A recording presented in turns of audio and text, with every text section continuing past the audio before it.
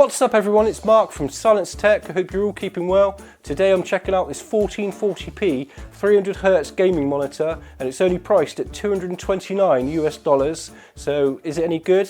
Let's find out.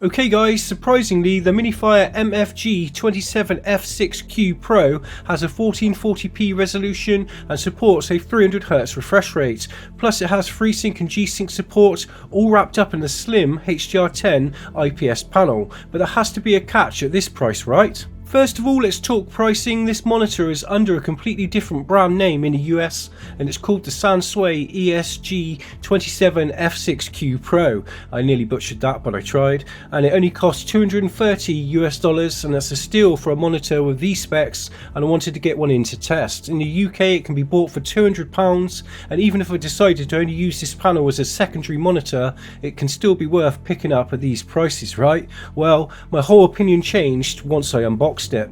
Taking it out of the box, I noticed straight away the plastic stand just wasn't up to scratch. The base holds the monitor up okay, but as soon as there's even the slightest movement, it wobbles everywhere.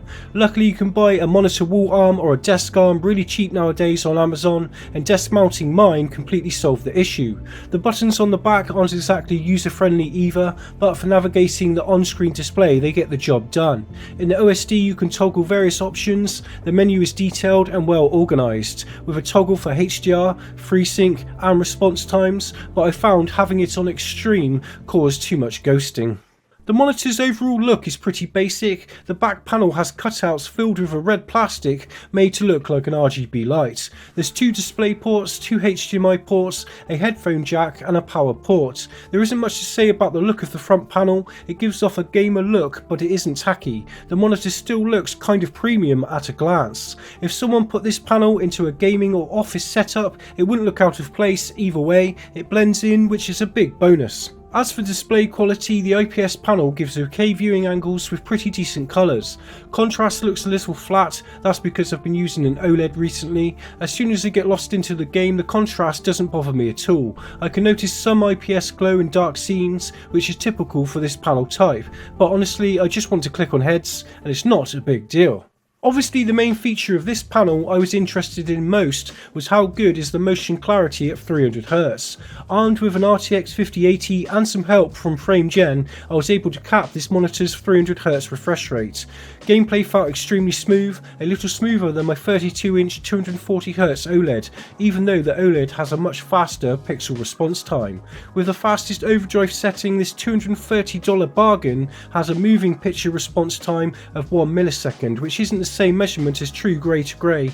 Regardless, even with FrameGen enabled in Cyberpunk at a capped 295 FPS, the game still felt snappy and responsive. One massive drawback to buying a monitor like this is the price of the GPU you'll need to buy to have any chance of capping out the refresh rate in demanding games, although esport titles won't be that hard to drive at all. An RTX 5060 Ti or an RX 9060 XT will get the job done nicely. If you're primarily an esports gamer on a budget, this monitor might just be for you, but can you even see the difference between 240 and 300 FPS?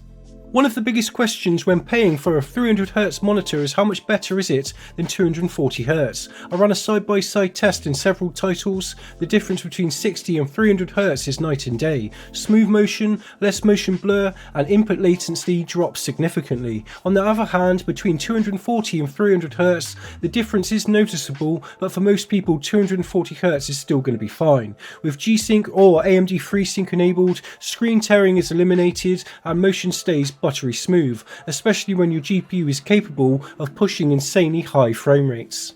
So what do I like and dislike about this panel? As for the pros, it has 300Hz and a good resolution for esport titles, an IPS panel with good colour accuracy and wide viewing angles, it has FreeSync Premium and G-Sync support, and lastly of course the cost. It makes picking one of these up very appealing. As for the cons, build quality, it's well made but with cheaper materials, the panel isn't as contrast rich as VA or OLED panels, and some minor input lag in games compared to premium monitors, but it's negligible for most players.